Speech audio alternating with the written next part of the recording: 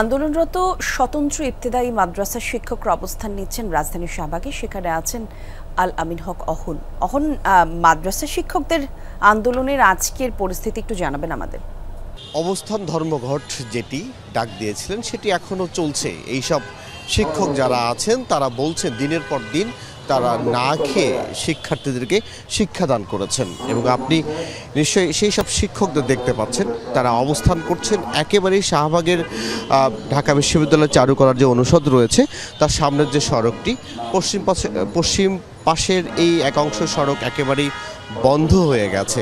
Vitamin ও fibre সমৃদ্ধ fresh আটা ময়দা সুজি আপনাকে দিবে সুস্বাস্থ্যের নিশ্চয়তা। ফ্রেশ আটা ময়দা সুজি। তাদের অবস্থানের কারণে এবং তারা বলছেন গতকাল যে ঘটনাটি ঘটেছে সেটি ন্যাক্কারজনক, তার বিচার হতে হবে। একই সঙ্গে তাদের যে দাবি অবিলম্বে ইবতেদায়ী মাদ্রাসাকে জাতীয়করণ করতে হবে সেই দাবিটি মানতে হবে এবং অনেকেই বলছেন যে ৩৯ বছর যাবৎ তারা বেতন ভাতা কিছুই পান না, একেবারেই খালি হাতে শিক্ষাদান করেন। এটা এই জাতির জন্যও লজ্জাজনক বটে। তারা এই কথা বলে গতকালকের ঘটনার কথাও তারা বলছেন। সব মিলিয়ে ইউনূস সরকারের কাছে তাদের আবেদন দ্রুত জাতীয়করণ করতে হবে। একই সঙ্গে গতকালের যে হামলা হলো সেটারও একটা বিচার তারা চান। তারা বলছেন যে ন্যাক্কারজনক ভূমিকা পুলিশ প্রশাসনের দিক থেকে নেওয়া হয়েছে সেটি কতটা ইউনূস সরকার মানবেন এবং একই সঙ্গে তারা দাবি তুলেছেন স্বরাষ্ট্রমন্ত্রীকে এই বিষয়ে একটা ব্যাখ্যা দিতে হবে, ক্ষমাও চাইতে হবে।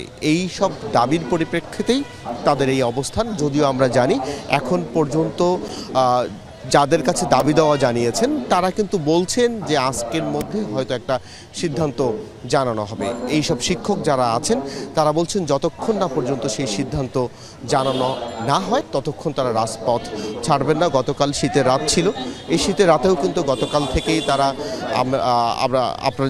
আপনি জেনে থাকবেন গতকাল থেকেও তারা জাতীয় প্রেস ক্লাবের সামনে অবস্থান নিয়েছিলেন এবং তারা হাত তুলে আজও শপথ করছেন।